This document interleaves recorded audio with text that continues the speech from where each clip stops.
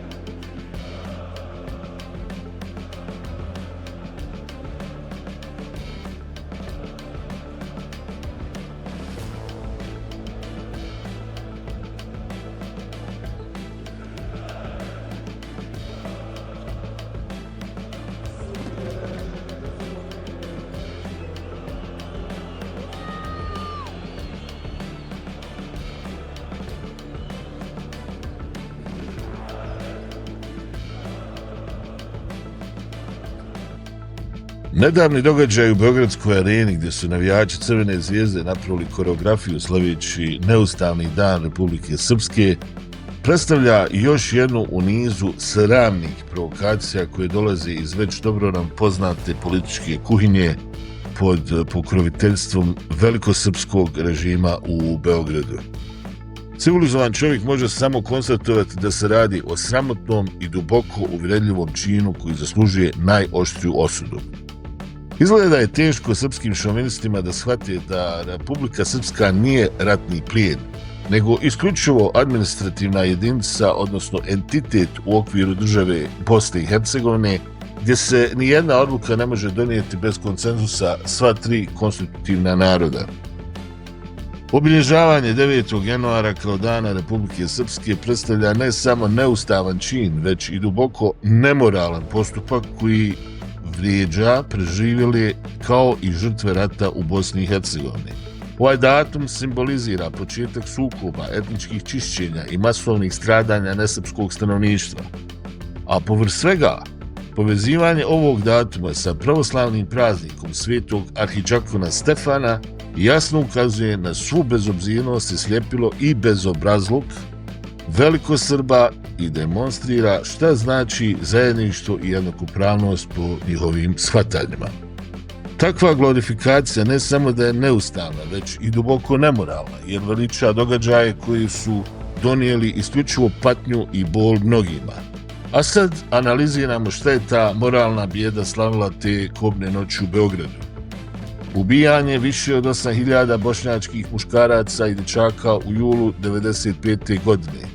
Najveći masakr u Evropi nakon Drugog svjetskog rata. Međunarodni sud pravde i Međunarodni krivični sud za bivšu Jugoslaviju potvrdili su da se radilo o genocidu u Srebrenici.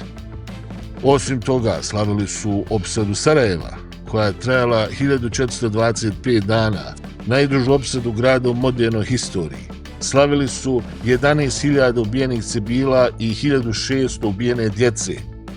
Etničko čišćenje u Prijedoru, sistematski progon Bošnjaka i Hrvata, masovna ubijstva, internacije u logore poput Omarske, Karantrma i Trnopolja, ubijstva više od 3.000 ljudi, uključujući žene, djecu i starije osobe, masovne grobnice poput Tomašice. Onda su slavili i zločine u Foči, sistematsko silovanje žena i djevojčica koje su bile zatočene u improviziranim logorima i centrima za silovanje, masovna ubijstva i progon bošnjačkog stanovništva, pa su slavili i masakr u Višegradu, ubijstvo više od 3.000 Bošnjaka, uključujući spaljivanje civila u takozvanim živim lomačama, sistematska kampanja etničkog čišćenja i silovanja, onda u Zvorniku masovna ubijstva, protjerivanje Bošnjaka, uništavanje njihovih sela, više od 700 civila je ubijeno tokom kampanje etničkog čišćenja. Pravljeni su logori kao što su Omarska, Trnopolje, Keraten, Manjača i drugi, gdje su zatvornici mučeni, silovani i ubijani. Zločini u Bijeljini, masovno ubijanje po početkom agresije, pogubljenja i uništavanje kulturne baštine, džamija, crkava i drugih nesrpskih vjerskih objekata. Korištenje grba Vojske Republike Srpske, vojne formacije odgovorne za brojne ratne zločine, uključujući genocid u Srebrenici, predstavlja ne samo provokaciju, već i otvoreno veličanje zločina. Sram te bilo Crvena zvijezda, sram te bilo sport klube i svi oni koji podržavaju ili prešućuju ovakve sramne postupke. Vaše veličanje zločina i nepoštivanje odluka pravosuđih institucija pokazuje da niste dostojni nazvati se sportskim ili medijskim radnicima, ni građanima civiliziranog društva. Vi ste talog koji se ne može osloboditi šovinističkog smrada. Ugledajte se malo na studente koji žele da zbace režim čija ideologija je najviše upropastila srpski narod, baštineći iste vrijednosti kao i zločinac Milošević. Ili, pošto vas vjerovatno oni iritiraju, u pauzama izađite pa prebijte nekog bagro. Vaše kontinuirano veličanje ratnih zločinaca poput Ratka Mladića i korištenje sportskih događaja kao platforme za širenje mržnje i nacionalizma odavno su prešli granice prihvatljivog. Sport klub kao medij koji prenosi ove sramotne događaje bez ikakve osude ili kritike saučešći u širenju ovakve toksične ideologije. Vaša neprofesionalnost i nedostatak etike su zapanjuju. Srpske vlasti koje zatvaraju oči pred ovakvim ponašanjem ili ga čak podstiču, pokazuju da nemaju ni trunku morala ili odgovornosti. Vaša politika podržavanja šovinizma i mržnje vodi društvo u propast. A onda dolazi Euroliga koja dozvoljava učešće kluba čiji navijači otvoreno veličaju ratne zločince i krše ljudska prava, pokazujući da je profit i popularnost važnija od principa ljudskosti i sportskog duha. Ali ovakvi izljevi primitivizma nisu ništa novo za srpsku predstavnicu, a svjedoci smo i sljedećeg primjera.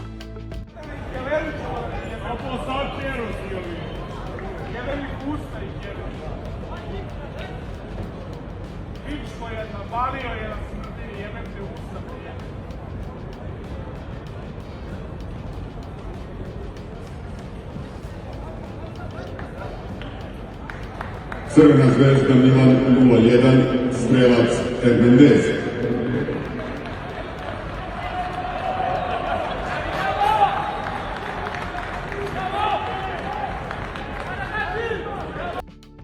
UEFA je zbog ovog incidenta kaznila Crvenu zvezdu novčanom kaznom od 30.000 eura i odredila da sljedeću evropsku utakmicu igra bez prisustva navijača. Ovako se bori protiv diskriminacije i mržnje u sportu. Nužno je da sportski klubovi, navijači i nadležne institucije zajednički rade na promicanju tolerancije, poštivanja i zajedništva kako bi se spriječili slični incidenti u budućnosti. Pogledajmo kako to izgleda u slučaju Dženana Musi.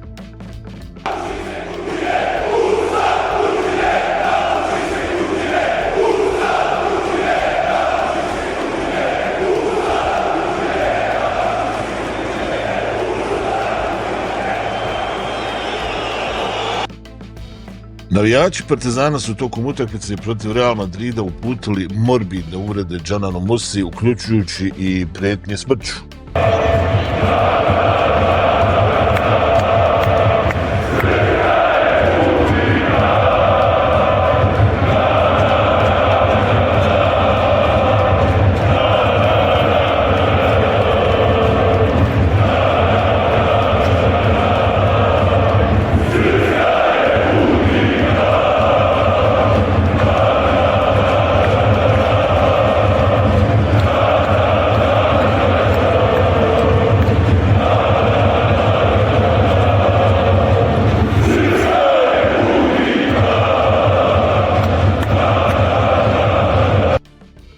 Koristim priliku da pozovem sve građane slobodnog uma i bosanske patriote da nas podrže i da nam se priključe u naporima da se odupremo srpskom fašizmu i šovinizmu. Preduzet ćemo sve pravne korake u zemlji i inostranstvu da osudimo ovaj nezapamćeni skandal, a za KK Crvenu zvijezdu tražit ćemo suspenziju iz svih evropskih takmičenja. Pravnu borbu neće izbjeći ni Euroliga ni sport klub. To je najmanje što možemo učiniti da bismo zaštitili svoje dostojanstvo i dostojanstvo žrtava koje su izgubile živote u neravnopravnoj agresiji na Republiku Bosnu i Hercegovinu. Čeraćemo se, kako reče Matija Bečković, dok se pravda ne zadovolji. Ovo je ujedno i poruka svima koji žele da naude Bosni i Hercegovini i misle da će proći nekažnjeno, da su ta vremena prošlost. Neka znaju da ćemo se boriti za istinu, pravdu i slobodu dokle god dišemo. Hvala na slušanju i živjela Bosna i Hercegovina.